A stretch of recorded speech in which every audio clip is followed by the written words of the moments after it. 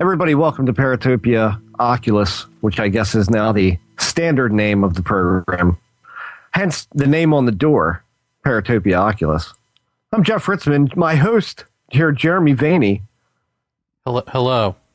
Yes, that's right, co-host.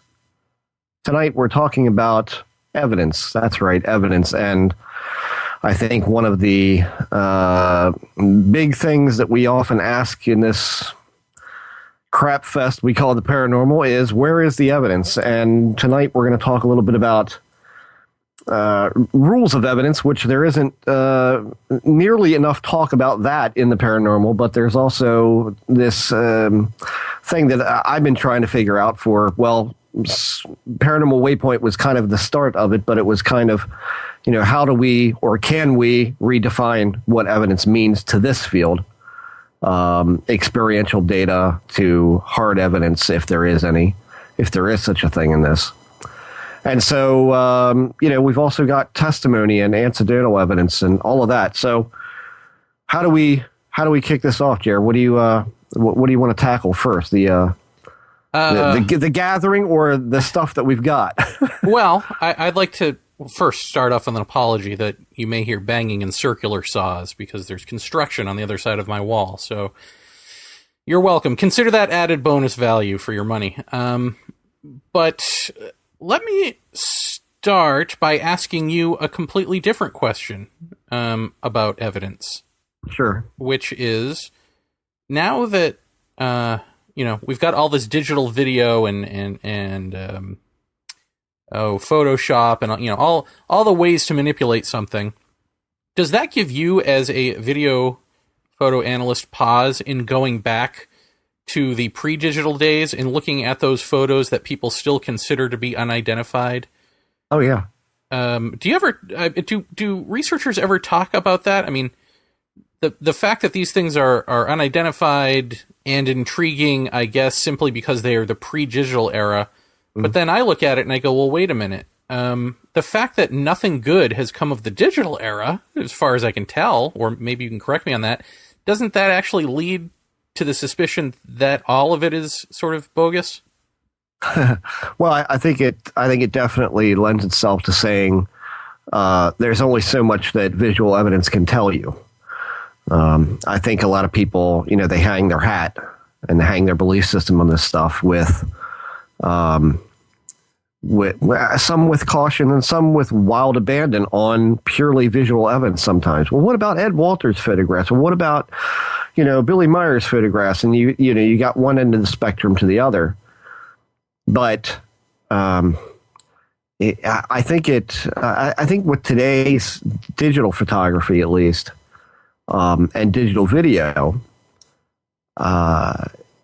it's been my experience, at least, that those things tend to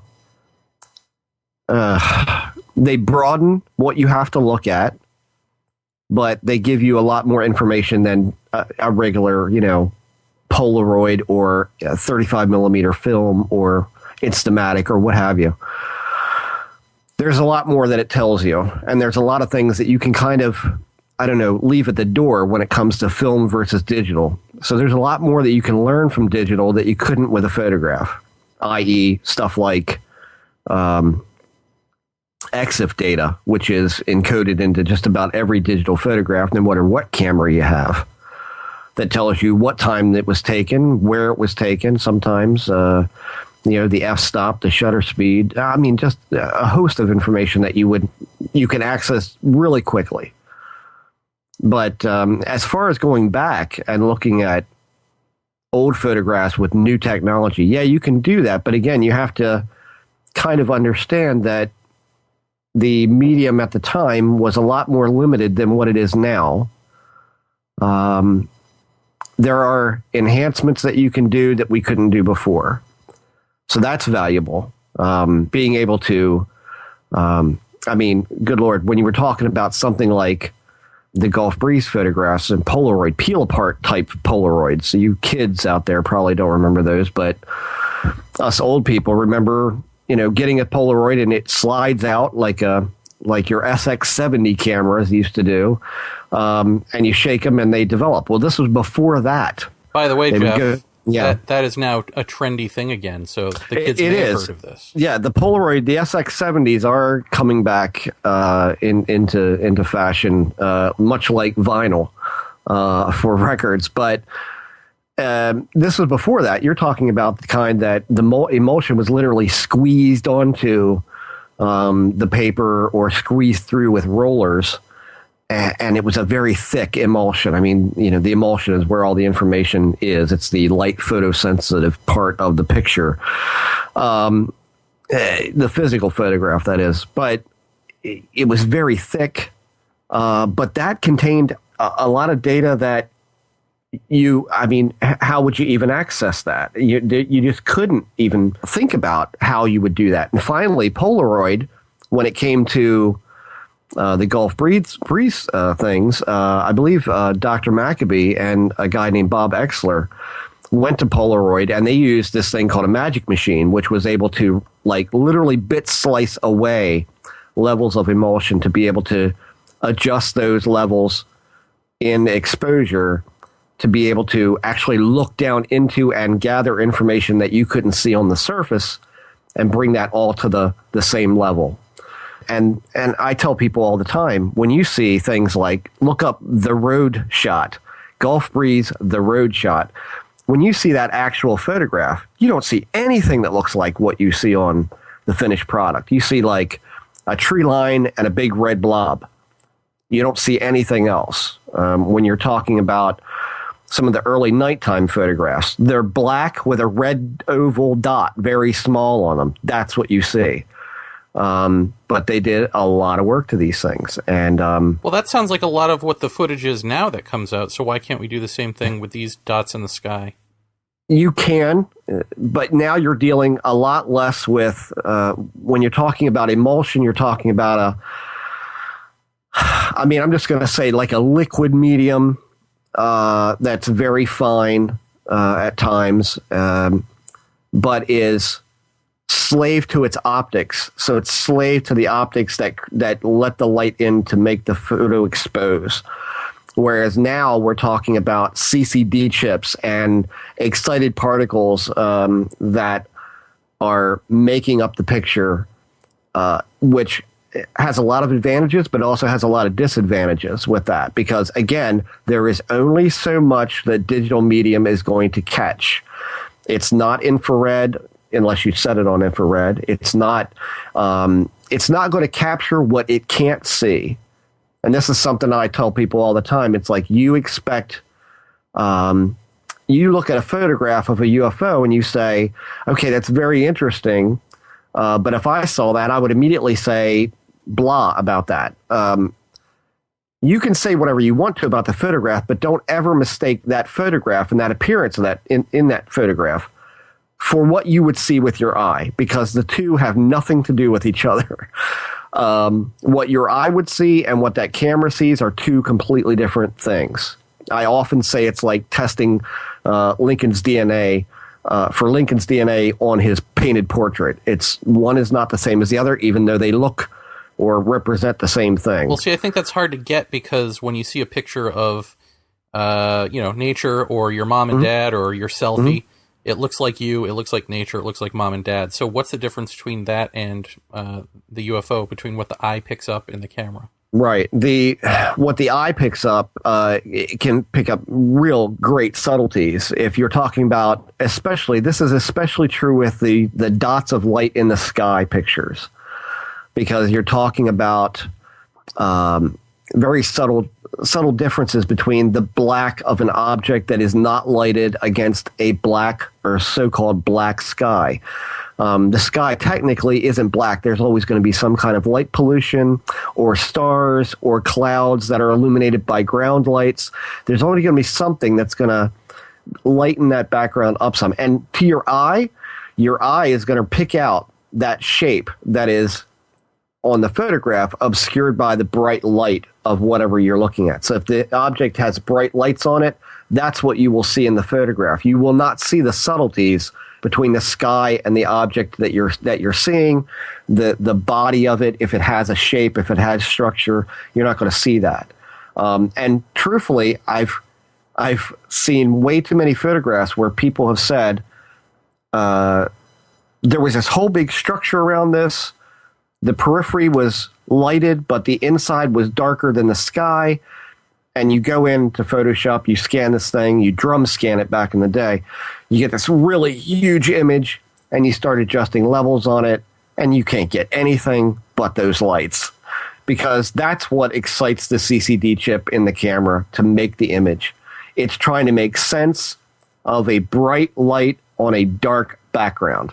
That's what it sees. It's a completely flat, non-three-dimensional thing. So light is part of the culprit, then. The fact light is a huge part of the culprit. Yes. The other thing is, I just know from my own camera, and living in Hawaii, where you look at the ocean and it is this vibrant aqua green see-through amazing. Then you take a photo of it and it comes out blue. Right. Yeah. So there's something about just not being able to capture colors that are there with your eye. Yeah. Yeah. But here's one more question I wanted to throw your way. Is it the same technique that you use in Photoshop to look at UFO photos as it is for ghost photos, as it is for Bigfoot? You look for the same things? The very few Bigfoot things that I've gotten have been so marginal that, if it's a night or dusk shot in the woods, just forget it. If you witness something like that, you can try to get a picture of it, but I wouldn't waste too much time. I'd try to take in as much detail as you can on your own, minus the camera, because you're just not going to get anything. There's too much ground clutter with trees and what have you. If you're in a clear area, it's one thing, but 99.9% of the photographs that you see on the net that claim to be shots of Bigfoot in the woods look to me very much, and everyone that's been submitted to me have been photographs of coagulations of leaves and or foliage that approximate head and shoulders, for instance, or approximate a leg with an outstretched hand, but very rough. And they say, oh, it was moving, and I just shot real quick, and that doesn't do anything for me. There's nothing that can be done with. You can sharpen it, you can adjust levels. It's just not going to matter. And plus, you're in the woods where it could be anything. It's almost worse than the UFO thing, to be honest with you. But the ghost thing, the ghost shot that I got in Gettysburg when we were there, that was incredibly faint. And that involved, I would say, kind of similar to what you do with some UFO shots if they're nighttime shots. But usually they would have to contain some kind of, and this gets really complicated, so just try to explain it in short ways, is to say that if you're shooting a UFO that's in the air and some distance from the camera, you're going to want to get the edge of a tree or a telephone pole or a car roof or a house roof or something in there, because that reflected light back in the camera. I mean, a lot of people say, well, you need that for scale, and you do need it for scale, and you do need it for horizon distance and all of that. It's great to have stationary reference in a photograph, but what that also does is it gives the camera something else to ping off of and say, okay, that telephone pole was close. I can get that. If you get an autofocus camera, that's going to be bad because it's going to focus on the lamp post and not the object in the air. So you want manual focus. And if you have something like that, that kind of lends itself to what you do with ghost photographs, to lighten things up, essentially light blast the photograph. Either using, you can use burn tools or you can use dodge tools. So dodging will lighten the photograph up. Burning will darken the photograph up in spots. What I did with our Gettysburg shot was I dodged it. So it was some dodging in there with a very wide brush, a very large brush in that area. and then some sharpening, which, all of these things are non-altering types of things. It's not going to add something that isn't there. And then you can also go into, there's all sorts of channel specific things that you can do in the RGB section of Photoshop. You have a tab that says channels, and it's R, a G, and a B. And if you click on those individually, they take all the color away and they just focus on the amount of color of that spectrum in that particular section. And you can do amazing things with lightening and darkening things and adjusting colors, and channels are very, very powerful tools. When we see like a Richard Hoagland skull on Mars, or whatever it is that he presents, is that adding information, or is that taking away? What is he doing there to get something to stand out on the terrain of Mars to go, look, that's a thing? Yeah. Years ago, when I looked at some of his stuff, I saw what was called averaging, and averaging is starting to split hairs at that point as to, is that alteration or not? Because there's only so much data that NASA imagery can give you, and this is often the problem I have with the so-called, the NASA footage, like the shuttle footage of these small objects zipping around in front of a camera. I've not seen anything, and I'll say this unequivocally, I have seen nothing in any shuttle footage that gives me pause to think anything other than external debris. Nothing. And 9 times out of 10, the people who want to claim that there is something in those don't know how that imaging works, and don't know how it's transmitted, don't realize what the camera is seeing is not what the eye sees. It's never more apparent than those claimed ET vehicles around the shuttle. As far as Hoagland stuff goes, he really over sharpens a lot. That doesn't necessarily add data, but it takes fuzzy imagery and it reduces it to pretty hard, stiff lines, which can be misleading as far as, in other words, it's removing all the subtleties. And the subtleties, the devil's in the details, as they say. When the subtleties are relinquished to dark and light, there is no subtlety. The subtlety is gone. And so he's left with this ink blot, which then gives rise to, pareidolia and all of that. So, can he not know that? I mean, what was he used? Did he used to work for NASA, or what was his thing? I don't know. I don't know much about him. I know he did something with NASA for a while, but I mean, is it possible that he doesn't know what he's doing, or is he just absolutely. faking it? Oh, okay. No, it's absolutely possible that he just has no idea what he's doing, or at least the people that are doing that stuff were saying. There was a guy many years ago. I mean, it's probably been 7 or 8 years ago, who was doing analysis, and you can't see me on the radio because it's analysis is in quotes. He was doing analysis of these photographs that he had taken. It looked like for all intent and purposes, it looks like he went out into the woods and shot pictures in the dark. So you've got no light per se. You've got hazy, out of focus, blurry images that are very small on the overall frame of the picture. And then he would take those and he would blow them up like crazy enlargements. And then in that pixelated data, he would average, meaning he would split pixels into quads and average them together and then come up with a solid color. And then sharpen them, over sharpen them, then blur them, and then over sharpen them again. And essentially, he kept doing this until he ended up with something that looked like what he wanted it to look like, which was an alien or a UFO, or, like he'd say, here's its hand. You can see it reaching out of the window. No, what you're getting is pixelated data that's being over sharpened and averaged and blurred and touched up to the point where it doesn't resemble anything. It was all purely pareidotic information that he was giving people and saying, this is my analysis. You got a real alien here. And this was gained from Everything from really small lights in the sky to orbs to, orbs. Oh my God.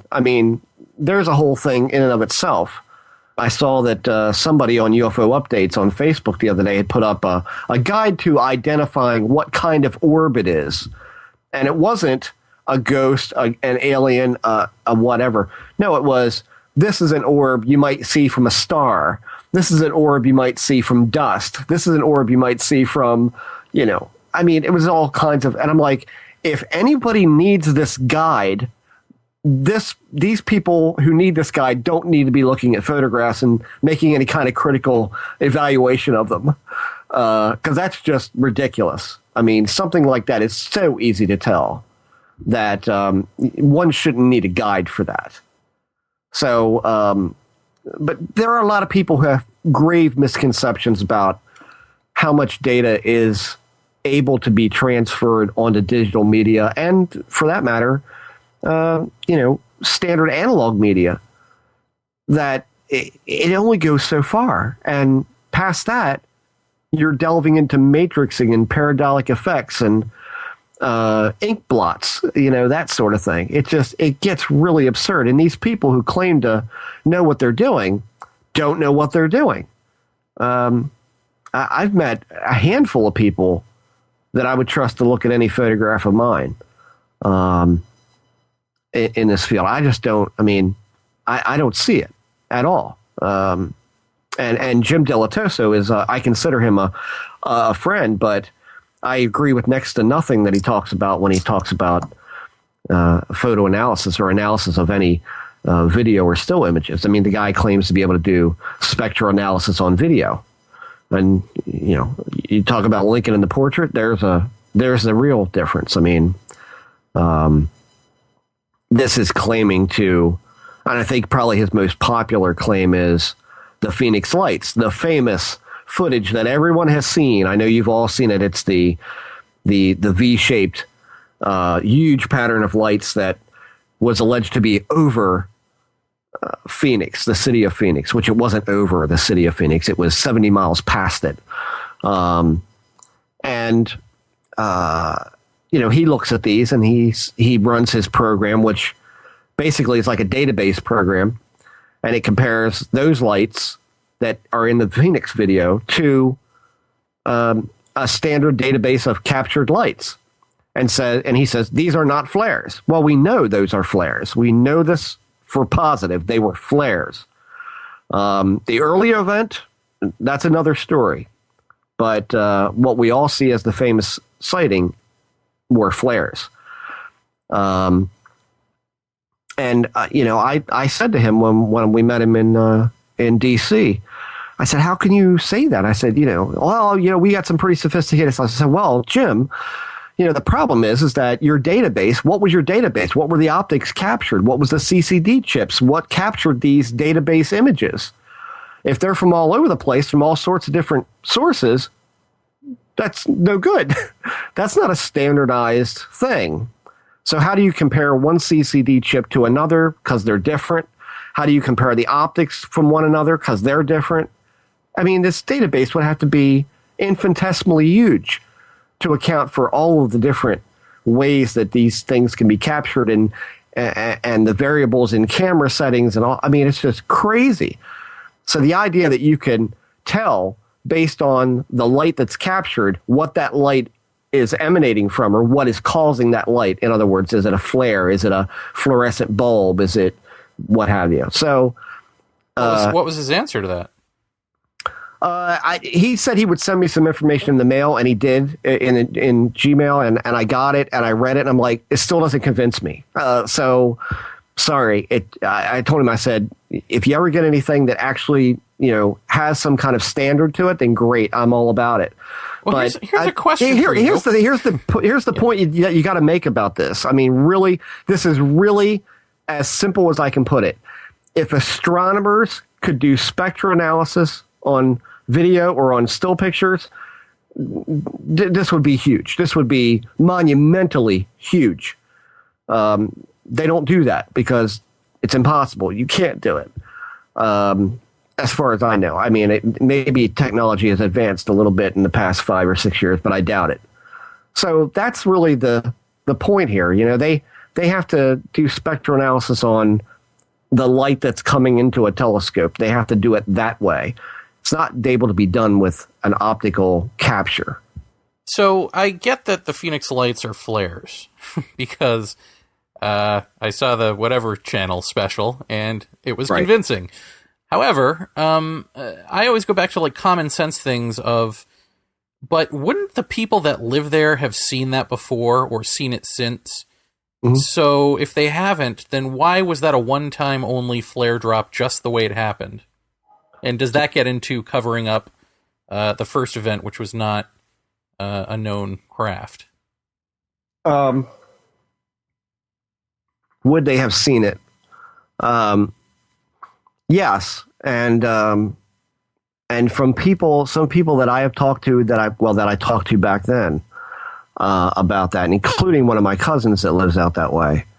I said, "Do you see flare drops a lot, or was that an unusual thing or not?"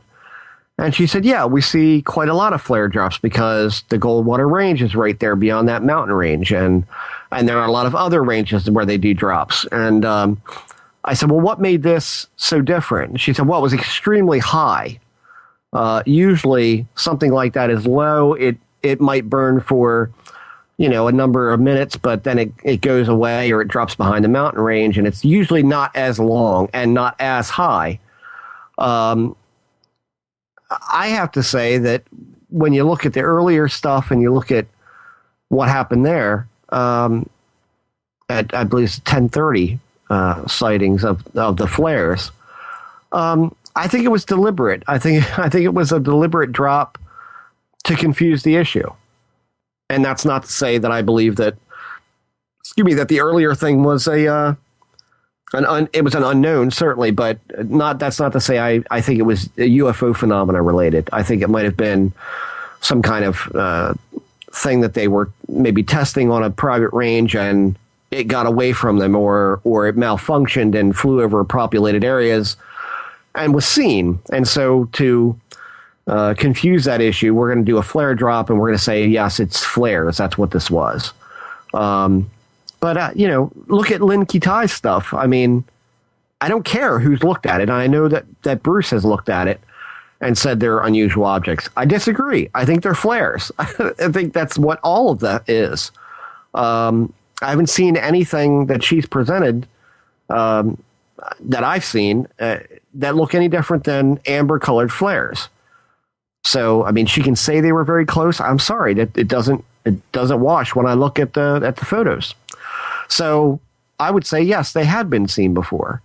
That's not to say there hasn't been interesting footage out of Phoenix and out of Arizona. There definitely has been some really, really good stuff. But that ain't it. I wonder why it is that we always go after the red herring issue, whether it's this or anything else. It's like it always ends up...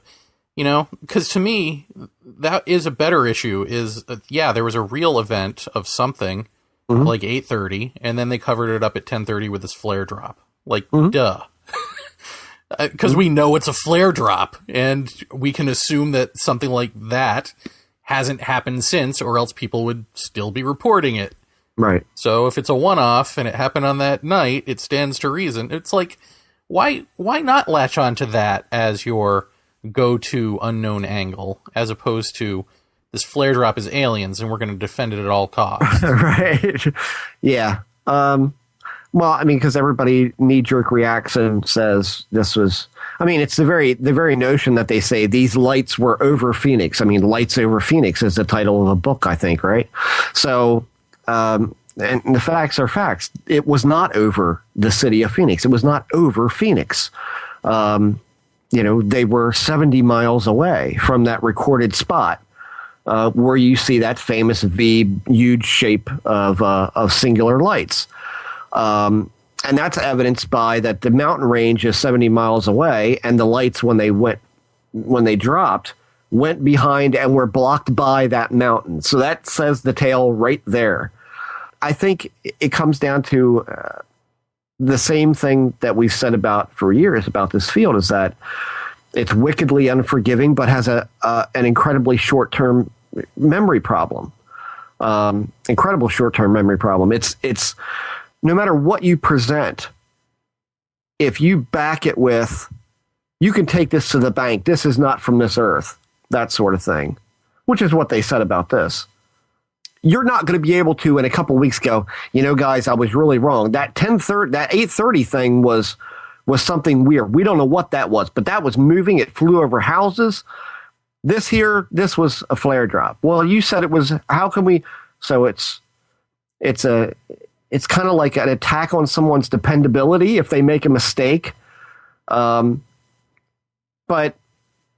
what I say to that is, then don't jump immediately to the conclusion that that's what it is.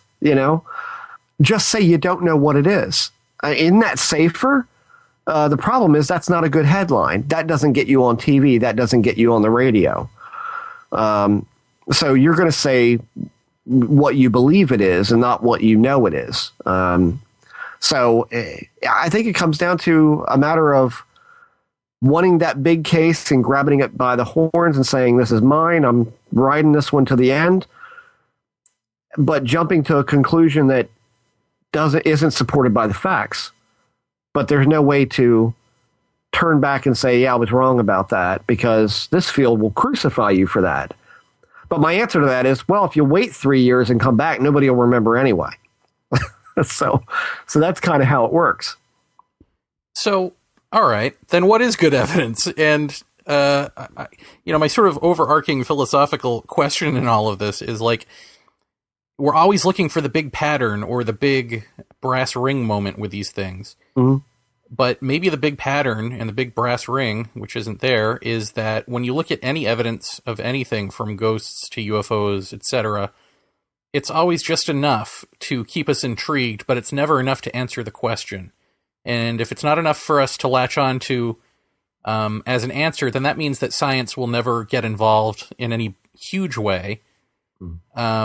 And therefore, culturally, we'll never latch on to it in any huge way. So it always remain this subculture and this sort of personal interest. Is that the big reveal here? That it doesn't matter what age you're in, whether it's the 40s on up, however good your video and footage and EVPs and all that get, the quality of them, this thing is always going to stay just out of reach. Oh, you mean marginal, Jer? Is that what you're saying? All the evidence is marginal? Jesus, yeah. All the evidence is marginal and has no choice. Like, it will never not be marginal. So, right. Well, so then, what good is the evidence? Or is that evidence at all? I think that you have to, again, I think a new framework has to be set up for what we consider to be evidence of paranormal activity. And I don't think it can be a photograph or a piece of video. I think that piece of video has to be backed up by eyewitness testimony to say, this is exactly what we saw. It wouldn't be horrible if there was some kind of double blind going on at the moment that this thing was captured. Does it coincide with electronic surveillance? Is it captured from more than one camera? I mean, all those things would go a long way, not only in UFO stuff, but especially ghost stuff. If you can get two camera angles of an apparition forming in the middle of a room and then moving through a window, that's significant, I think. But we never get that. It kind of goes to I hope I'm going to say his name right, Eric Ayoulette. It kind of goes to his notion a little bit that when there is opportunity to really surveil a certain area, let's say you have a haunted room and you and your wife are seeing weird things going on every night, lights on, lights off, doesn't matter. And then you call in a team of people who are scientifically minded and skeptical somewhat of your experiences, and they set up all kinds of surveillance equipment, monitoring equipment of atmospheric temperature to static charges and all that, that this is not conducive to the phenomena presenting itself. Which, again, Eric believes that this pushes you by way of psi phenomena, and that essentially this is emanating from us, which he says is what the parapsychological community is really about. And I don't know that I agree with that, having taken some courses and talked to some of these people. But, the minute that you have the noose ready, don't expect it. Don't expect it to show up. But if you're running a single camera every night for a week, expect to get something. I can't explain it. It's just how it works. And so I think that we have to either up our game with constant surveillance of a room, a house, a sky, a portion of the sky, and be diligent about it, or be satisfied or redefine what kind of evidence we think constitutes evidence. I don't think there's, and like you say, there is no brass ring. I question whether anybody is going to be able to get that single piece of evidence that's like, wow, this is it, whenever I think about ghost footage, I'm always going to think about that, what is it, first or second season of Ghost Hunters, and was it Eastern State Penitentiary they were in? And there's this black cloaked thing that runs up to the camera, and without spinning around or turning or anything else, it runs away. The very unnatural movement, but it appears to show feet kicking the material. It appears that somebody, I can't explain the movement of it. I don't know if it's been debunked. I know some people have said they see tennis shoes. I don't. But, this thing literally ran up to the camera at full blast speed and then ran away from the camera without stopping. Its forward momentum immediately shifted to backwards momentum without turning around, without making, it was all in the same line of run. Now that would be hard to do. What was that? I still don't, I don't think anybody knows what that was. But that was one camera with night vision in a prison taken by plumbers. So, how much can you put on it? I don't know. But it's interesting nonetheless. It's very interesting considering this is what some people say they've seen there. I think evidence has to be compounded evidence. I think sealed envelopes have to be used. I think that ghost researchers need to stop asking questions before they investigate a house. So you're going to surveil the house? Surveil the goddamn house. Stop asking, now what have you seen here? Don't ask that. You don't want to know anything. You got ghosts? Okay, we're on our way. Set up, surveil the house, see what you get. Go room to room. You get something significant in a room, make note of it. Before you go outside and you send the next team in, put it in a sealed envelope and don't open it. Send the next team in. Let them go in as blind as you did. If they get something in the same room, bingo, you got something interesting. If those two coincide with the owner saying that room is active, bingo. You've got something that's evidentially pretty decent. It's a great start. Now surveil that room and see what you get night after night or over the course of a month. But that to me would be a way to not have to have multiple camera angles and multiple pieces of equipment running that are not conducive to this presenting. What would be conducive would be this double blind procedure of collecting data, and then in the end, everybody opens their envelope and says, okay, I got this in this room. What did you get? Well, I got this in that room. It's got to be written down. If it's not written down, it doesn't count. Who are you yelling at? Stop getting angry. Well, this is like so bleeding obvious to me that I don't know why, or I do know why. Ghost Hunters says you ask the people, you interview the people, and then you go investigate the house. And that is such contamination central stuff. You're going to walk in there and say, well, I saw the white lady you were talking about. Of course you did, because you knew it was there. But how much more valuable would that be if you didn't know about that and the owner had already written down all their notes on a sealed envelope and sealed it and postmarked it even, and then you come out with your envelope and say, I saw a white lady on the steps. Well, surprise. That's what we see. That says something. That means something. But all I see right now going on in Ghostland is a lot of wasted time. Do you see, because I don't really pay attention to Ghostland like you do, are they as crazy as UFO World? Like, have they degenerated to the point that ufology has? Worse. Wow, really? Yes. How so? How is that possible?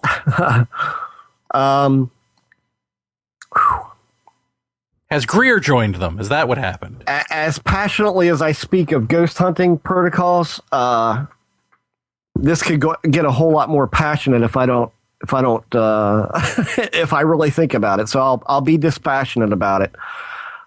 Just as an example, some time ago, I got into a Facebook discussion because there were two people in the ghost hunting arena who had devised ghost hunting apps for your phone or your tablet, what have you. They essentially were fighting about whose app was better. And I just found it really funny because it's funny. And I said something along the lines of, it never ceases to amuse to see two grown people fighting over which false positive app works better. And I knew that would stir up a hornet's nest, but I said it anyway because it's true. These apps, what is there to prove with these apps? I mean, your phone is not equipped for all of these different, weird things. I mean, yeah, it's got a gyroscope in it that can tell if something's moving slightly. That's valuable. But all the rest of it, god damn. I mean, and what this app was, this is kind of an aside to this. When you and I did EVPs at Gettysburg, Jer, we did it to the air. Is anybody there? Can anybody hear me? Can you tell me your name? Air. You heard nothing. The popular thing to do now is to have a bed of static underneath that. So you have a static generator, or you have what these people had built into this app, which was an echo generator.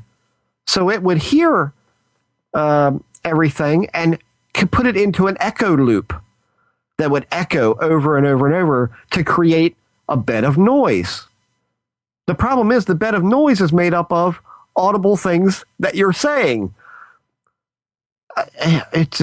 It's beyond dumb to me.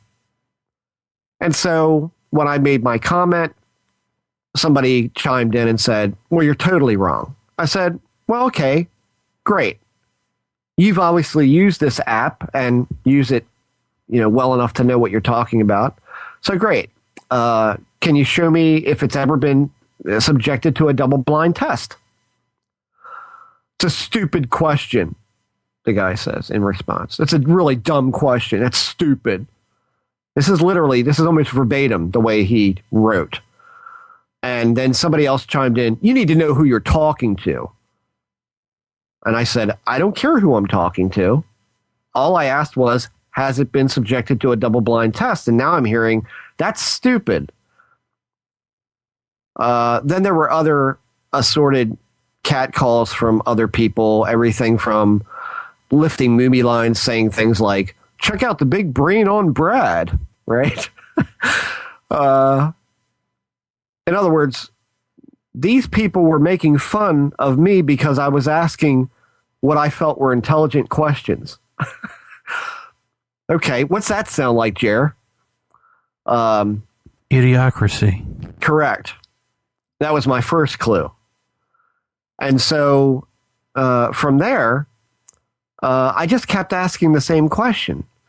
It turned out that the guy I was talking to was the originator of one of the apps, because his wife came on and said, you're talking to the guy who's the king of the paranormal apps. Ah. The king of the paranormal apps, eh? Okay, great. Have you ever subjected your app to a double-blind test? Then somebody chimes in, I have. I used so-and-so's app, and I've used this guy's app that I was talking to. And I got nothing with the other guy's app, but this guy's app worked great. So there's your double-blind. No. I said, that is not a double-blind test. Their answer back to me, we must have very differing definitions of what a double-blind test is. I said, right. I use the standard definition as it's recognized in science to everything else, and you're picking something out of the air. You're doing a comparison between two apps. I'm talking about double-blind. And again, the originator of the app said, that's dumb. Well, dumb. Okay, it's dumb. Then I was pointed to all of the reviews of this app. By the way, this app cost you, I believe, $40. It's the most expensive online app I've ever seen on the iTunes store. And so I explained that reviews are not a double-blind test. And then I was called a troll, and all of this just because I'm asking for a little bit of something to tell me that this thing works, and that this is, something's going on here. These people are getting something. And in the end, I can't remember how it all ended, but I argued back and forth. I said, give me some double-blind study stuff, and I'll look at it. I'm glad to look at it. Or if you want to give me a copy of the app, I'll run it myself. And I wouldn't give you this app. Okay, great. Well, then, and I remained really polite through a lot of this. I just said, well, you can't really have the courage of your convictions if you are not willing to subject to double blind. And I laid out what a double blind study was. I typed it out at length. I said, this is how you do this. And it was very simple. And, we're not here to convince you. Oh, well, but you're saying this is the best ghost hunting app on the market, and he's the king of the paranormal apps, but yet you're not trying to convince anybody. It's just called, a ghost hunting app. I see. Okay. And somewhere along the line, I think it was towards the end, I said something along the lines of, God, I can't remember, something along the lines of, there's got to be some kind of accountability here. And there's got to be some kind of, I'm trying to remember the exact verbiage that I used, because the response that I got back from this guy's wife was absolutely hysterical. But I'm going to say accountability, but that's not it. It was something along the lines of, something along the lines of repeatability or something like that. And I said, there's got to be some accountability here. I said, so, if you're not going to do that, then this app means nothing. And the answer I got back from this woman was, well, there's no accountability here, so just shove off and get out of our thread. And it was clear at that point that they didn't even know the words that I was using. They didn't even know what those words meant because they completely used them in the wrong way. In other words, you don't want to say there's no accountability here, or there's no credibility here, or there's no, that's not something you want to say. they clearly didn't even know what the words meant.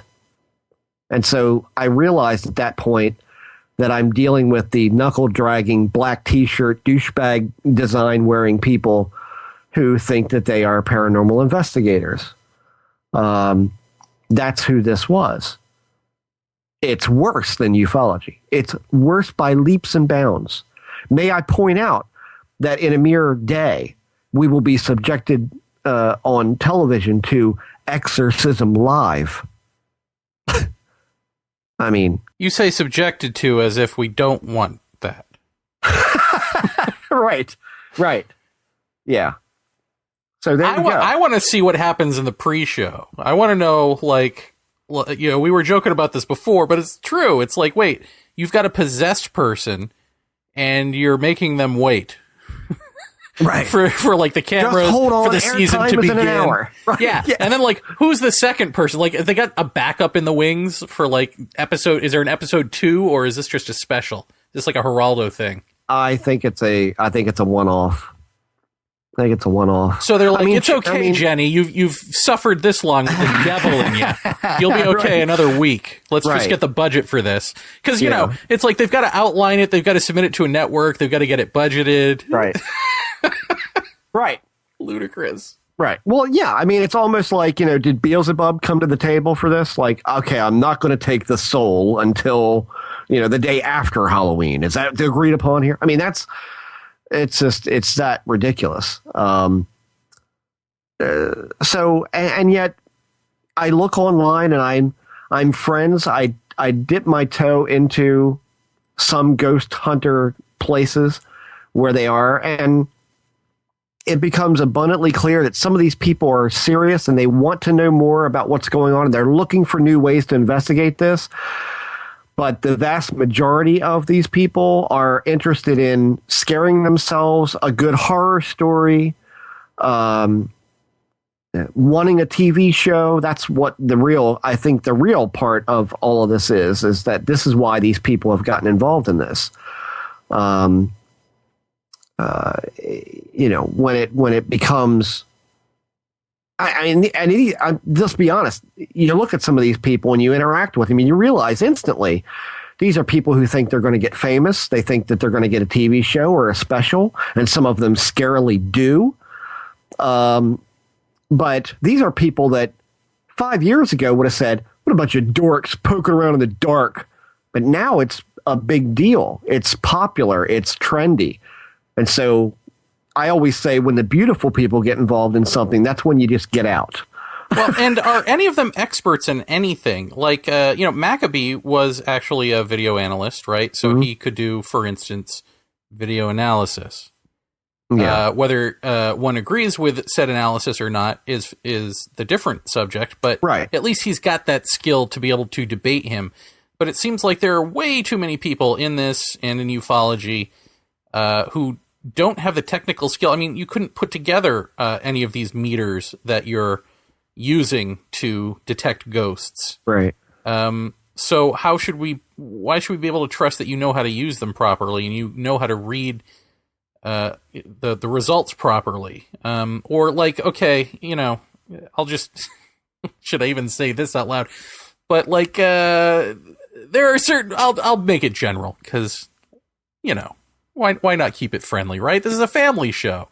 But it seems like in ufology world, because it's now devolved away from experts into, and even away from activists, aka the disclosure people, to just purely bloggers and book reviewers who are now self-proclaimed experts. They talk about things now that they don't even have expertise in, such as owls. There is a gentleman who's speaking about owls, who is not an expert in owls. He's not an expert in mythology. He's not an expert in anything. Hell, I'd go so far as to say he's not even an experiencer, and he claims to be. But he's now, made his way to the conference circuit to talk about the link between owls and high strangeness phenomena. So this is what it has come to. And is it the same on the ghost hunting side? I mean, is there nobody there who's an expert in ghosts, folklore, I don't know, the technical side, how to create one of those meters, what they actually mean, any of that sort of stuff? Is there nobody? Is it just a wasteland of bloggers and pretty people? Yes. I think that, well, one thing that I really noticed that I'm surprised more people aren't somewhat offended by is that there's a lot of people who are claiming to be like spiritual warriors and or priests or bishops and things like this, and these are really lightly thrown around titles that that don't make a lot of sense when you really look into who these people are. And I don't see a lot of people who are, well, let's put it to you this way. I think the most interesting conversation that we ever had was somebody who seemed technically apt to understand some of these things was David Roundtree. And we all know what David Roundtree has become now.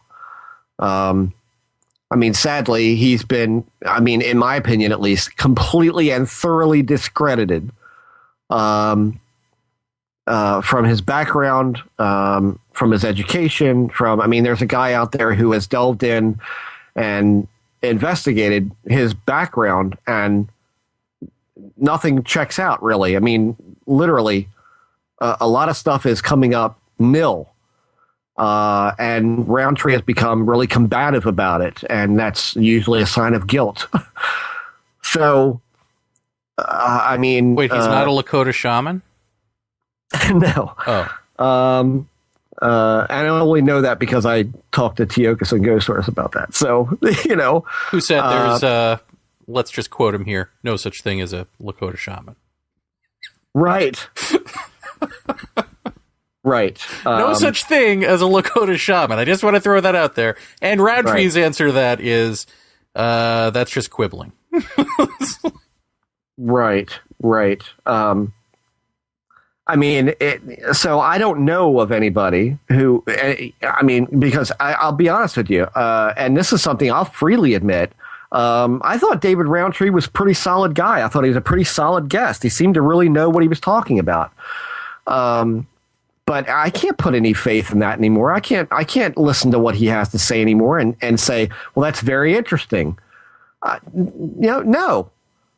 So it becomes almost tiresome to have to look into the background of people that you would want to have on your show to say, yes, they are who they say they are, because we've had Phil and Brogno, we've had Roundtree, these people are not who they claim to be, or not who they seem to be. And so when you ask, is there anybody in this field who, well, yeah, there's people who appear to know what they're saying, but do they? I would have to investigate each one of these people individually and check out their background claims and check out their education. And it's just ridiculous. Well, in a weird way, hasn't ghost hunting, could it be argued that it's taken the opposite journey of ufology, whereas ufology sort of started out with a strong, decent inquiry and then devolved? It's like ghost hunting. That started off as like parlor tricks and seances and nonsense, and then it evolved into a quote unquote serious, study, hunt. I don't know what the word is. Right. And now it's just sort of receding. It's almost as though like it got this serious mask to it. It put this serious mask on, and now that serious mask is being used to dance around and do the entertainment thing. Like you said, they're really obsessed with, trying to get on TV and get a TV show and all that. So in a way, right. Ghosts have always been more entertainment centered than we've really got to figure this out. Yeah.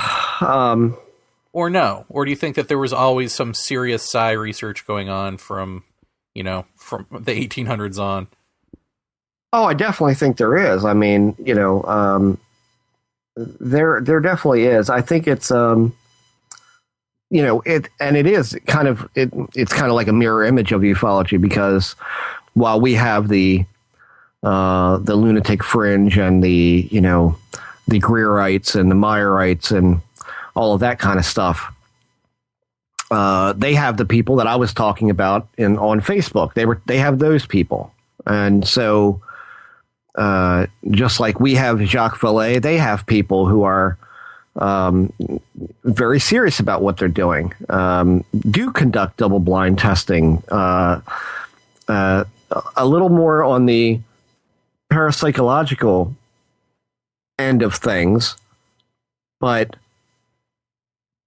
they're still ultimately studying the same thing. And when I took the paranormal course online, I talked to George Hansen about the people who gave the course, and he said certainly they're very well equipped to teach the course, and that was what I was most concerned about. So I didn't know these people, and he said you'd certainly be in good hands to be taught by them about what they do. But he said something along the lines of, let's be clear, they haven't done anything new in years and years and years. And this was at the time where literally I think Project Core had been out for maybe a couple of weeks. And so I took that to that group. Like, I think before class even really started, I had posted a link to Project Core up there, and I said, we just did this study. I said, to my knowledge, at least in our corner of this field, this has not been done before. Yes, there have been studies, but none have been cross-referenced like this, and none have really asked these kinds of questions. And I have to admit that, I got a lot of emails from class participants writing me about, what about this and what about that, and a lot of dialogues back and forth with a lot of class members.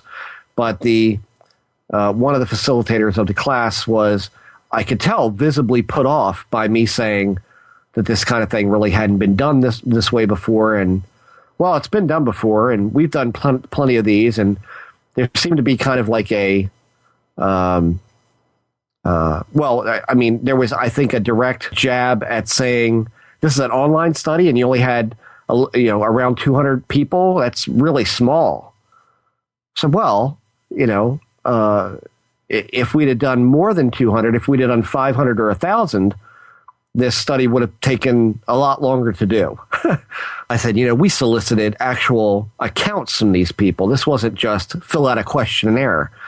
So I kind of defended it. And in the end, I think that the facilitator kind of relented and said, well, thanks for this. And we'll certainly make sure that it gets exposure in the classroom and all that. And they did. But I got the feeling there was almost kind of like some kind of professional jealousy going on, or I don't know if it was that or defensiveness. Like, I really detected something going on there, which I was kind of surprised about. Like, you wouldn't think in that academe circle of that sort of thing. I mean, these people were active at colleges and what have you. Nope, there was still that. And I remember telling Tyler about it and him going, welcome to academics. This is the way it works. So I thought, wow, this is not just relegated to ufology and ghost hunting. This goes into academics and into science and all of that. And we recently had a discussion with Tyler of that same ilk, like, welcome to how it works. This is how it works. So yeah, there are serious people in the ghost end of things doing that work, but it's more towards parapsychology. I don't see a great number of people doing double-blind ghost hunting or using random number generators in an investigation. I don't see it. I mean, if it is, somebody point me to it. I'd love to see it. Well, maybe it's time to ask the question, what would constitute good research? What does constitute good evidence? And then how much of that is our own personal view as opposed to, is there an objective way? I think that this is also going to get into the bigger can of worms of why don't paranormal groups stay together longer? Because it becomes one ideology against another. There's a group, and I'm just going to mention this because it's kind of come up a couple times on my Facebook area, and I've looked at the website. There's a new UFO group, I guess, a group of people and there's some good people in this group and some serious-minded individuals that want to do, cataloging of UFO reports and an analysis of UFO reports. But at the same time, I look at this and I go, this almost seems like trying to be a public Jacques Vallée type thing. It almost seems like they're trying to put together this super academic database of UFO reports and then analyze them for information. And I look at it and I go, well, everybody's pretty good. So I send in it says, if you want to get involved, then send us, here's the contact form, fill it out. I filled it out.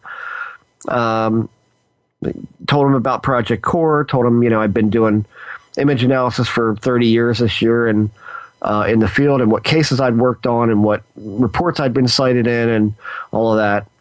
And I didn't hear back from him. And that's been maybe 3 weeks ago. And I thought, well, okay, that's fine. I got enough to do anyway, so it's fine. But I saw this again today or yesterday on Facebook. Somebody had written an article about this group, I believe over in the UK, saying, ufology is coming into the mainstream science realm. Well, I don't know about that. But I took another look at the site that the article referenced, and it was this same site. And I mean, and this could open a whole nother discussion, but or hate mail to me, but I looked down the list of people involved in this, and one of them is Leslie Kean. And I'm like, nope, I'm out. I'm out.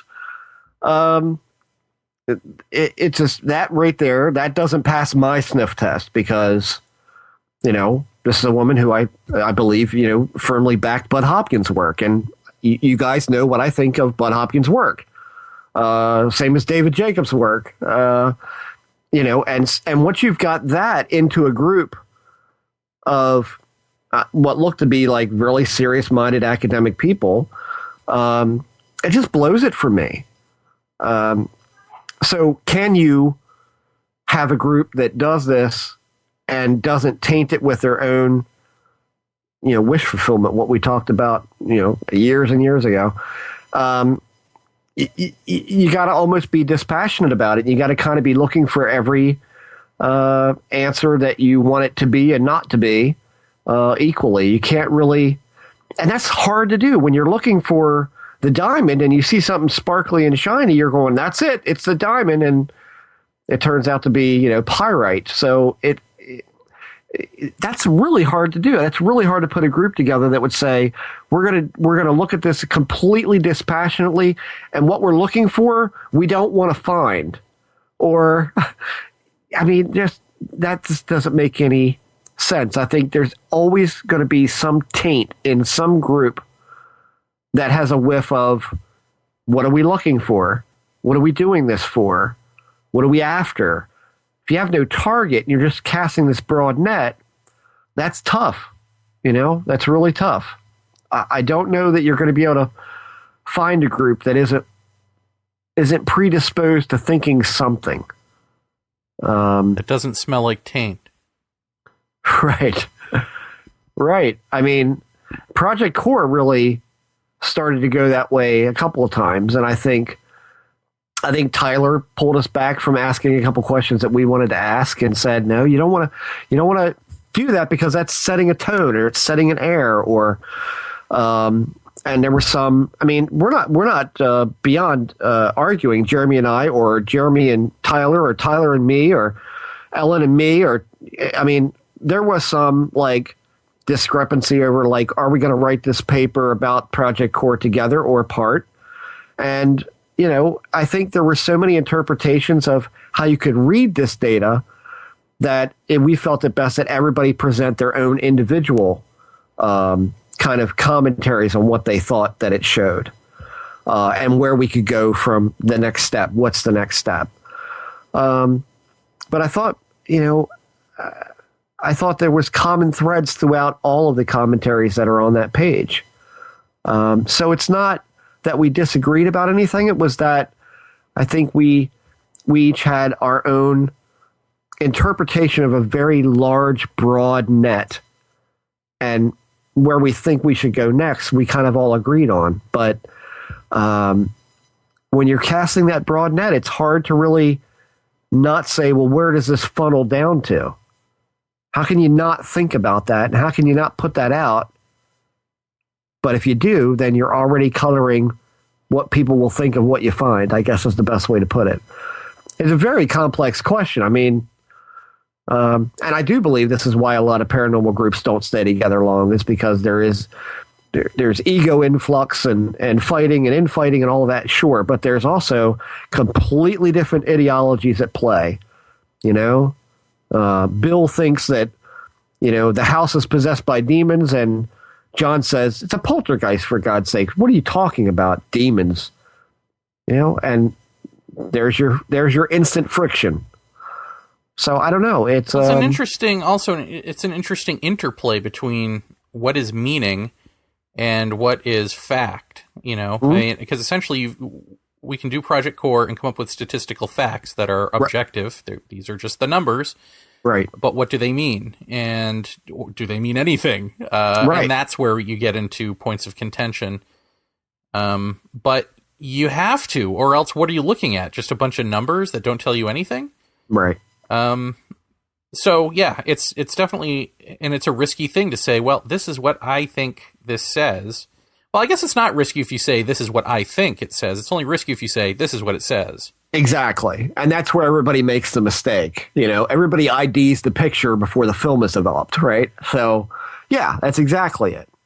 Exactly. I got a question for you that I should have asked when we were talking about UFOs and forgot. So it'll be completely useless question at this point, but what the heck? Do you know if people still do trace cases, or has that gone extinct?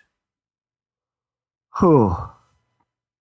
I mean, Ted Phillips certainly does. Of landed things and that sort of. I mean, he's working on like a hot spot of. Well, yeah, he's been working on that for a long time now. But he literally is the guy who was the landing trace case guy. I mean, I'm just wondering if there is a portion of ufology that's gone extinct and we never realized it, just did, which is close. What would that be? A close encounter of the second kind, where something lands and occupants get out and you see it. Does that not exist anymore as a thing? Is it all just stuff in the sky that you know is Photoshopped stuff? Right. I've heard this asked before. You know, does that kind of thing still happen? You know, or is the golden days of landings in the 70s and 60s, is that over? You know, I mean, I've seen videos come across my desk probably 10, 15 years ago that it surely looked like something landed on the ground to me.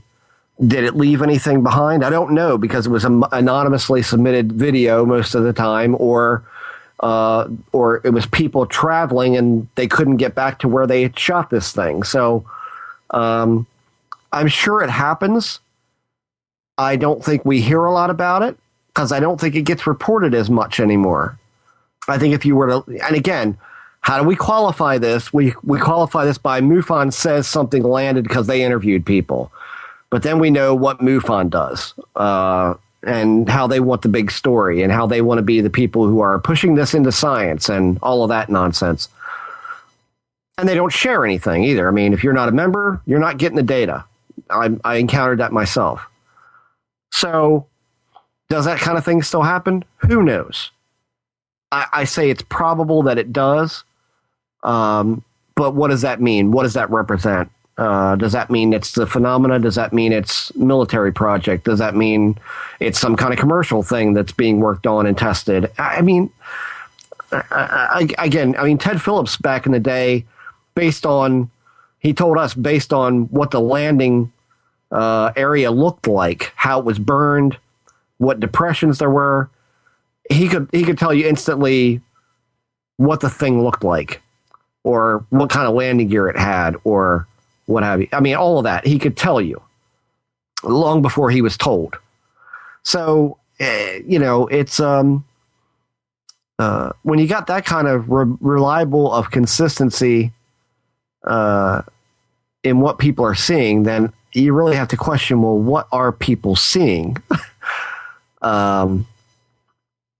And in the end, I don't know. I don't know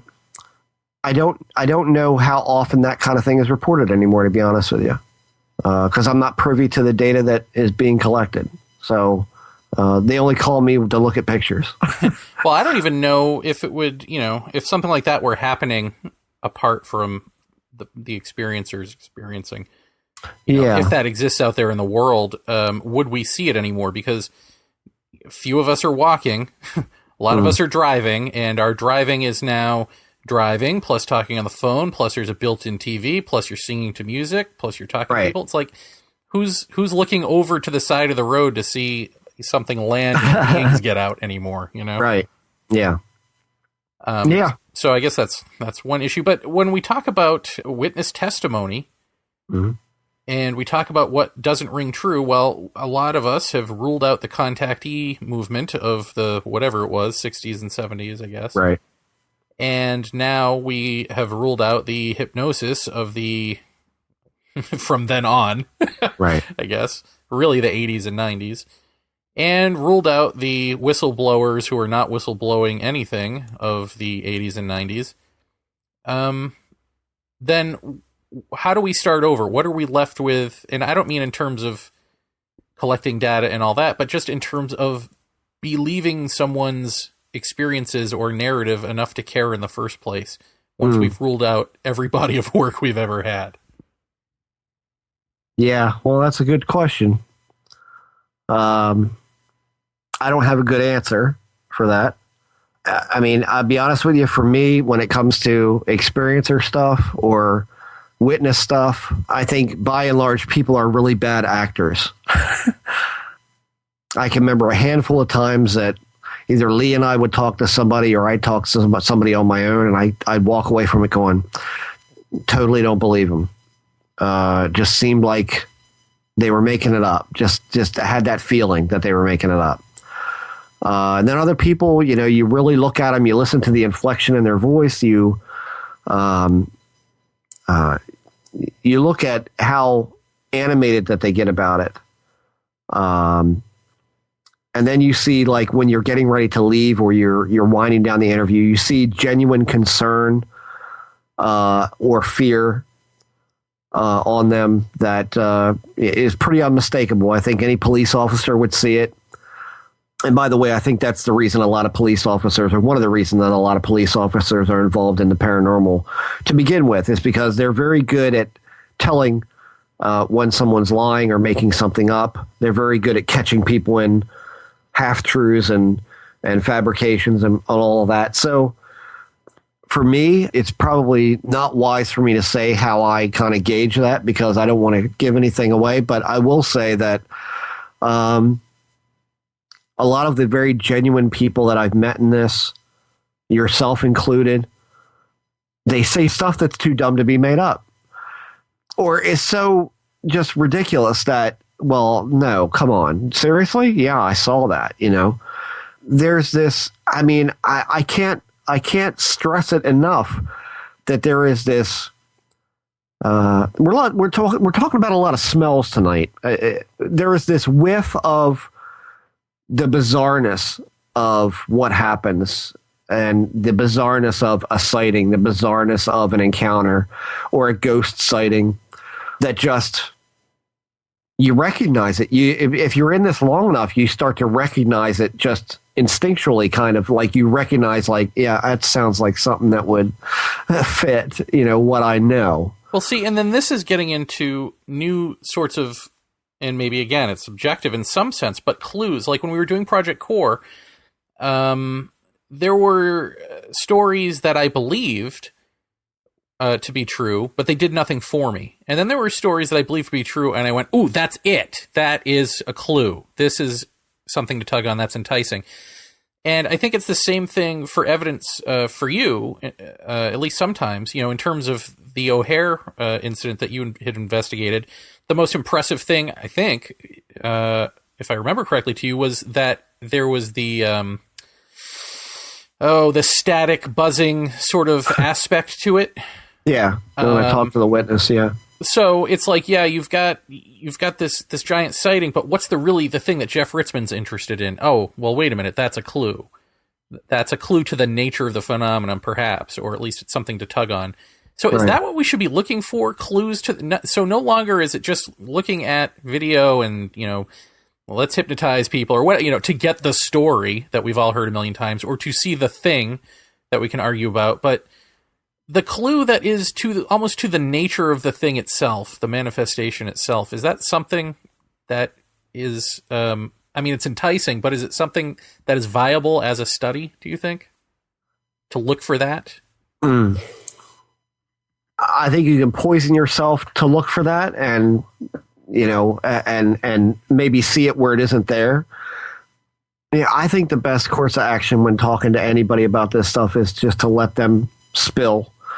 I didn't ask, like, what was the skin of this thing like when you were standing there staring at it? What was this? What was this? The surface of this thing? If you could see it, what was it like? I didn't say that. She said, I was fascinated as hell by how the underside of this thing looked. And I said, what do you mean? And she said, it looked like it was covered in gnats. It was like a swarm of black gnats all over it. Like, I said, like, what? Like, how would you, what could I look at today that would be similar to that? She said, well, like a static screen on a TV, like that, but really fine, like undulating sand of black and white particles. And I was like, wow, okay. See, and that's the thing where I go, yeah, see, that's somebody witnessed something to be able to describe it to that level of detail. It had to make a huge impact on them perceptually for them to remember that. Because that's the kind of thing that, unless you really get into a long, relaxed discussion with people, it doesn't come up. If you ask the textbook questions, which I hate, the textbook questions, you're not going to get that. I think people really need to stop with the form letters and start really having a discussion with the people about this. Don't inject your own stuff. Don't say, well, this has been, don't contaminate it. Just let them talk and say, well, how did you feel when you were looking at this? What did you think? And what was going through your mind? And when you do that, trust me, I've done it. You find incredible things in that. And things that you're going to find that there is, if not a direct line of consistency, then definitely a categorical consistency. In other words, things that would fit into a like box will carry across in one way or another. And you'll start to recognize these, but you're not always looking for them. You hear amazing things. Here's a prime example. Look at Ted Phillips. When we asked him off air, when the light ball hit the woman's car, you said you had the powder, that residue, that was left, you had that analyzed. Well, what did it show in the analysis? And he said, well, this is going to sound really crazy, but it's made up of some measure of swamp water, and the rest was carrots. And you're like, yes, of course it was. Now, in what world does that sound like? Oh yeah, that's what I expect to hear. No, it's the exact opposite of what you expect to hear. Carrots? What? What is that? But that is just strange, organic detail that I bet no other show ever asked or got. And yet we heard it from his own mouth. And there it is. That same kind of just having a discussion yields interesting things that you might not get in the form letter. So, to me, that's the way to do it. And if something happens to coincide with your own personal experience that you maybe haven't talked about or have talked about in limited ways, and something is direct correlation, then there's something going on because it mirrors your own weird experience. So what is that? the thing itself is probably a good way to start. But I mean, we can't ignore that everything that is being reported, everything that's being seen, and is reported from eyewitnesses, all filtered through, the 2-pound universe between your ears. So that's always kind of important to keep in mind, that it's all about how did the person perceive it and how were their emotions affecting their perception of what they were seeing. That's been shown to be highly unreliable time after time. But if it's more than a fleeting glimpse, if it's a 15-minute long sighting or what have you, then there's some time to calm down, to really take stock, to really... And this woman told me with the O'Hare thing, she's like, I completely threw my senses open to what I was seeing. I wanted to see this thing and experience it and see it and remember it in detail. And she sure did. So that was a great witness.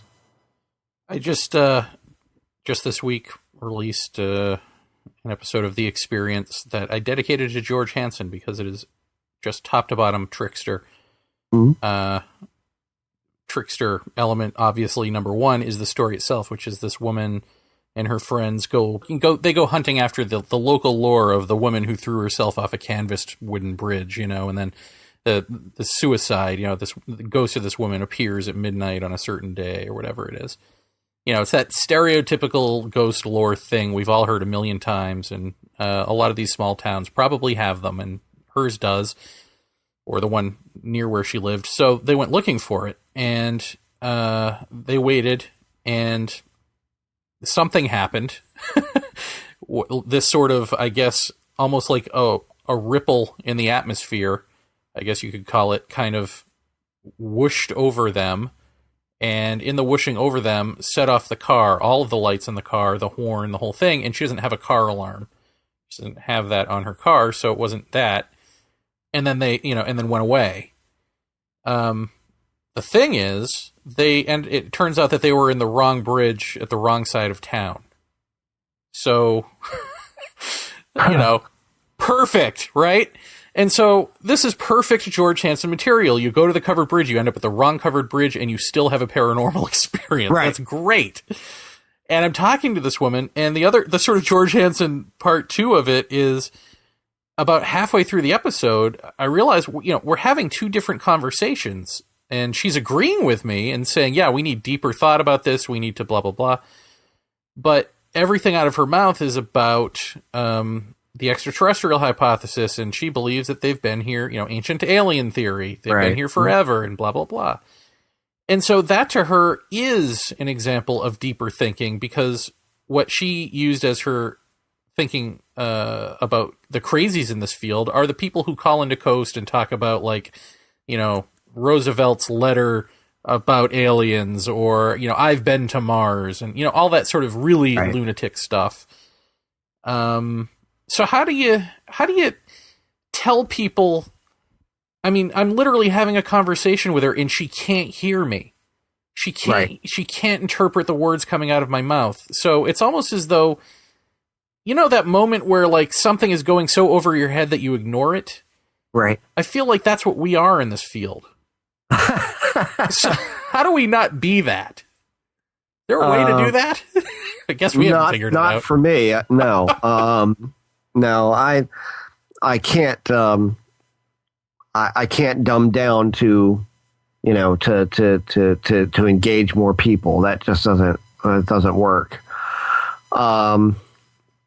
And that's really what it is. I mean, if somebody isn't willing to, and this is where I really have questions about people's motives and their thought processes. Like, if you don't care enough to look past the crap that they provide you in this field to explain your own experience, then do you really care that much about that experience? If you're just willing to take that answer from the get-go, does that speak to you so much that you would abandon your own sensibilities, really, to I think believe that? Part of it is that it's so discombobulating, because her thinking, I mean, she didn't know what to make of that until she said a few weeks ago or a few months ago when a friend of hers said, well, maybe that was a UFO. And then she was like, oh, we were over a river on this bridge, so maybe it was a USO. Maybe it was a UFO. Oh. And it's like, It's like, well, wait a minute. It doesn't dawn on you that you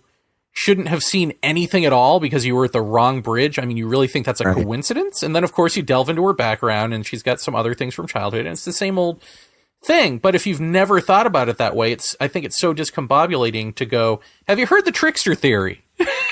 That you don't know what to make of it, and you just like... It's almost like your tape recorder goes off and you go to your happy place, which is like ancient aliens. This makes sense of the world. That's the deeper thinking. And that's really it. It's the, I mean, you and I know about the thirst that comes with this field, that comes with this study. There is this unquenchable thirst that comes from, I got to know more. I want to know more. I want answers. And some people, given the drink of the Kool-Aid, will drink the Kool-Aid in place of, that just to quench themselves out. They can't take the not knowing. When the answer is presented, they grab onto it. And I said this before, we'll hold on to it like grim death because this makes sense. This is what I can hold on to. I don't like unresolved mystery. I want a completion to this. I think that's what's different about you and I is that we're not really interested in the completion of this. We're interested in knowing where it goes, but not looking for an end to the end. And I could just point out when it comes to this woman's experience of being on the wrong place and still experiencing something weird, that there was the whole experiment done with the college people that, they all got together, like a dozen people in a room, and they literally wrote and fictionalized a ghost story, a backstory, a family, a story, a tragedy, a ghost, the haunting reports. They fabricated it all out of thin air. And before you know it, they start experiencing the ghost that they made up. I mean, I just heard that on somebody's show. I think it might have been Banal's show. Again, with Eric Aluette was saying something like that. And I've read that story before. It was literally a parapsychological study group, and this is what they did. And yes, they experienced this haunting by a ghost they wrote. So how different is that? They go looking for something on a bridge, but they're on the wrong bridge, but yet they still experience it anyway. Well, I could easily say it was them. They made that happen. It wasn't strong enough in them to manifest the woman. It was only strong enough to manifest some kind of wave or some kind of undulation of the environment, and that was it. But it was still weird. It was still unexpected, unexplainable, but it wasn't the phenomena that they expected to see, because that maybe wasn't fully formed or fleshed out in their minds enough to see that's what they were going to get. Well, do you think it's valid at this point and would be useful to, even for science itself, westernized science that says, well, we don't know how this Chinese medicine works, but we're going to recommend it anyway because we know that it does for a lot of people. So, go stick needles in your arm. You'll feel better.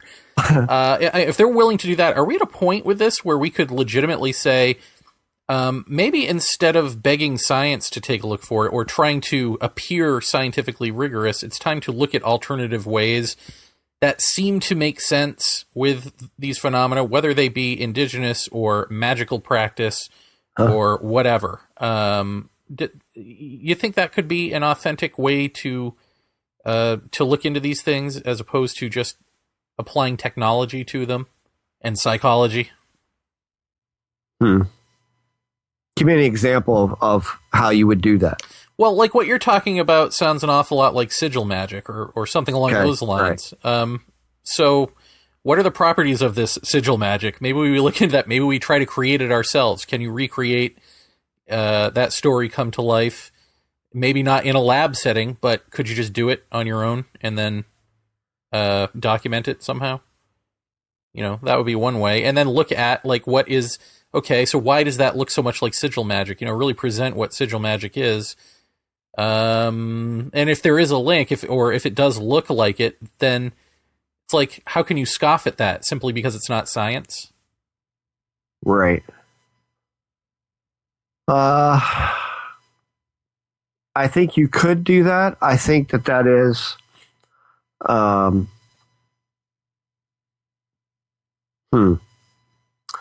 Or was it John Mack talking about, maybe we need to start doing hallucinogens? Get at this and that lends itself to what I was just getting ready to say, that what you're talking about is and can be a very slippery slope. I many years ago, I think it was just shortly before Lisa and I got married, I was studying Wicca and hoodoo and all of these things, not especially in practice, but in just studying their history and what they do and understanding ritual and all of that. Because I saw a connection between paranormal phenomena and that. In that, people genuinely have this belief in these things and know that they exist and yet and experience them. And what you see in every kind of magical practice book is that there is a mindset that is needed for something like that and to be successful. And the thing that is needed to be successful is total belief and confidence in its working. If I do this, this will happen. Without question, it's going to happen. The end, it will happen. It will be. I've already got it. It will. And what does that sound like? The Secret is what it sounds like. The Law of Attraction is what it sounds like, which is why I asked a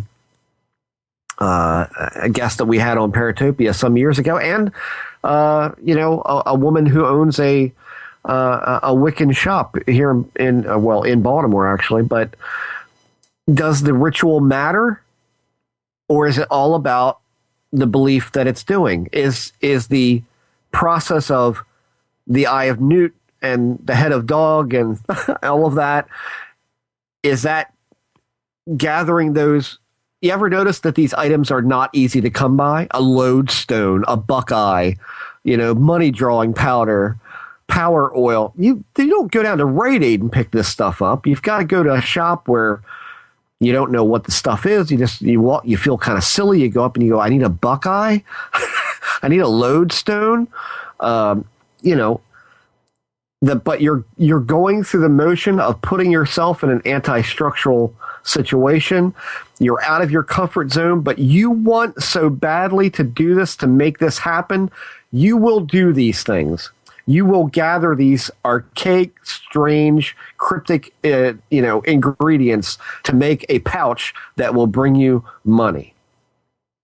And you will believe it, because if you don't believe it, then why did you just waste 4 hours of your time gathering all this crap together to put in a flannel bag? You get what I mean? There has to be a devotion to this. And I think that when you start down that path, I think that you can experience far more than the working of a magical practice. Like I believe that stuff does work, but I don't know that it's because of the tangible ingredients being put together in a bag or on a table or burned in an incense burner. Well, it could I don't be know that's it. Much like this, the incident you described of telling the story and then the story becomes the thing. Right. Maybe it's the same way here. Maybe there's something that calls to you, in the way that we've heard shamans say, well, the plants told us how to make ayahuasca. Yeah. Maybe there's something that calls to you about those ingredients of magical property, and the call, whatever's doing that, is doing what you're saying. It's like just getting you to take disparate parts that are hard to find so that you go through the motions of that, and that creates, the magical scenario. But then maybe after enough people do it and it becomes consensus, then maybe they are imbued with those magical properties. It takes on its own, right? Yeah. I mean, it could be that there's something ultimately special about that kind of thing. I certainly can't deny the quartz crystal thing, so I'll take that off the table. But also that, the scientific research done that shows that water has memory. Right. which is, to me is another way of saying water is alive. Everything is alive, right? It gets back to the indigenous perspective of what we poo-poo as animism. But, Teokasin, I saw, had posted on Facebook saying, this is something the Lakota have spoken about forever. We call it, and then he gives the Lakota word for water has memory. I mean, they've got that in their language, right? So why is it not real until a scientist does a study and says, okay, that's real? Maybe it's just time to look at these things and go, all right, what has this person been yammering on about forever? Let's see why they've been yammering on about it forever and see if it works. And then it seems as though whether it's that or whether it's ayahuasca or whatever, it does work. It does have these properties. It does do eureka, what these other cultures who are not our cultures say they do. Right. I don't know if that applies to magical practice in the occult sense or not, because that's, a lot of like sort of Aleister Crowley and all of that. Is that different? Is that going to not work in the way that, like, indigenous people have sort of a history behind them? So you can pretty much go, okay, well, this has been tried over and over again. That is science, right? Like observation and repeatability. So if they're saying we've observed this in nature and it's repeatable, then it's really just our own arrogance at that point going, well, no, it doesn't, because we haven't done a test yet. But somebody like Aleister Crowley or, I don't know, Jack Parsons or any of these guys who experimented with occult magic, I don't think that they have that credibility of repeated nature behind their work, right? So place to look. I don't know. Yeah, I don't know that any of them ever allowed themselves to be observed in a lab setting to be measured or anything like that. That would be an interesting because Jack experiment. Parsons was a scientist. So if Jack Parsons isn't interested in repeatability of this huge occult part of his life, then maybe there's something to be said about the repeatability of it and the lack of importance of repeatability. I don't know. Yeah, I mean, it's or he was just crazy. One of the two. I can say that more than a couple of the books that I read about everything from Wicca to hoodoo to voodoo, to sigil, even sigil magic to a certain degree. There is something that really bears mentioning in that I found to be especially weird, because I did do a couple of things in the Wicca realm of things, just simple things like making gree bags for drawing money, or and these were done just to say, will it work? I mean, will it work? I didn't even believe necessarily lean back on it and believe it would work, but it did. Money came from the strangest damn places I ever didn't even think of money coming from, to the point where I had checks showing up at the house from companies that I didn't even remember owed me money. And the minute that I stopped carrying it and kind of threw it in the desk drawer, it stopped. And that was intentional to see, will it stop? And yeah, it stopped. But one of the interesting things that it said was in this book, in the very beginning, in fact, more than one book said this, that when you get involved with this, that there are forces that you can't see, streams of consciousness that you can't control, internal and external forces that will test you. How bad do you want it? How bad do you want to see what's going on? How bad can you hack it? And they mentioned in a couple of books the trials of becoming a magical person, doing magical practices. They talked about the trials, and these trials could be everything from spontaneous blisters to midnight visits from very strange things, and to ghost phenomena, to poltergeist manifestations, and all sorts of weird stuff that are basically shoving you around like some initiation of some kind. And I had that. I sure did. I had poltergeist activity in the place that I was renting at the time while our house was being built. I had that was pretty much the way that I know I had mentioned this on Paratopia. I'm pretty sure that I began bleeding from my navel, like a black blood. And when I went to the doctor and he looked inside, he said, "What have you stuck down in here?" And I said, "Nothing." And he said, "Well, you've got either 3 or 4 equidistant holes inside your navel." He said, "I don't know how that would happen." And it was infected. And so I got bacitracin and some long Q-tips, and it cleared up. I bet that smelled like taint. Oh, my God. Horrifying. Well, what was that? And you've all got it. Well, yeah. What did that mean to you at the time? Well, I'll tell you what it did for me at the time was, and this is luckily this is a premium podcast, so I don't mind saying this. This is not for mass dissemination, but you know, I'm at my mom's. I'm at my mom's, and I'm taking a leak, and all of a sudden I got this excruciating pain in my midsection, and I kind of leaned my head down to go, "What the?" And the minute that I did that, blat, this splotch of something hit the wall and started running down the wall, and it's coming out of my navel. You want to know what I thought? I thought, you know, somebody dropped some kind of like magical worm in my belly button while I was asleep, and now it's inside me eating me. You know, I mean, it freaked me out. But I immediately, I think the minute that Lisa and I got in the car, and I said, "I'm going to the doctor tomorrow." I said, you know, I don't know if I'm messing with this stuff anymore because I can't take this.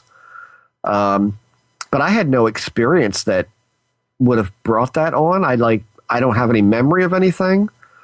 But we got home that night to the house, and in my bedroom was a large chest of drawers. I don't have it anymore. Had very heavy brass handles on it.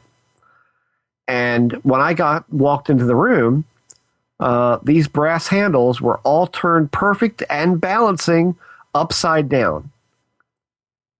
And if you breathed on them, they would fall over. They were perfectly balanced and still upside down.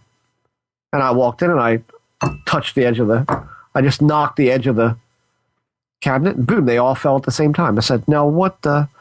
And Lisa saw that. I saw that. There were other assorted things around the house moved that shouldn't have been moved, or, you know, like there were spots on the carpet where something was setting, like a plant, and it moved. All these little weird things, including, you know, my ailment, including hearing my name being called in the living room. The cat I had at the time heard it, recognized it, responded to it. Disembodied voices calling my name in the middle of the night, by the way. And I'm looking right down the hallway into the living room. There's nothing there. There's no radio. There's no nothing. All of these different things, like, culminated in the time where all I'm doing is making this little red bag to try to draw money and see if this works. Like, does this work? Okay, there's no other way to know but to try. You try it, and all this stuff breaks out around you. Then you read, there's the trials. You will be tested as to whether or not you're going to be strong enough to stick to this. What is that? What is that? You know, that never entered my mind.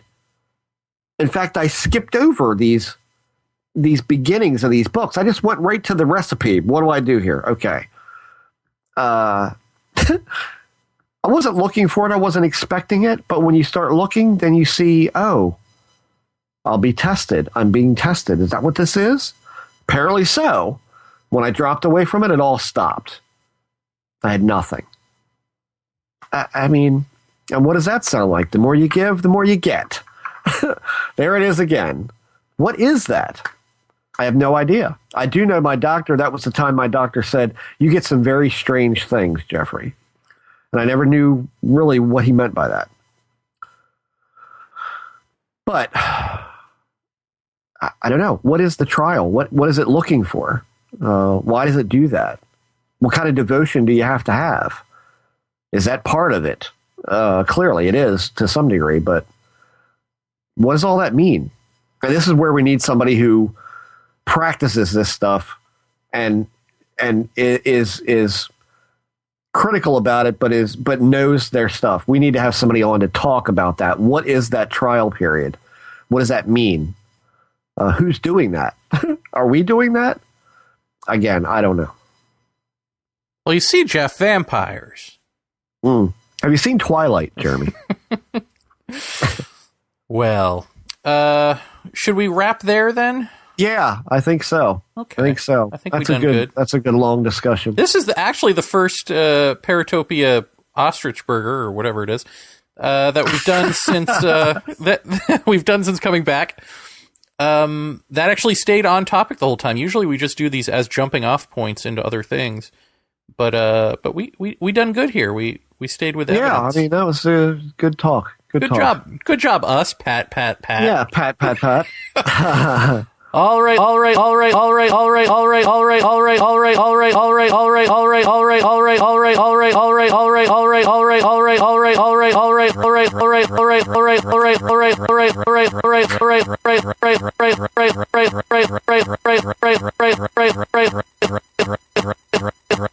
Kurtzman is mysterious.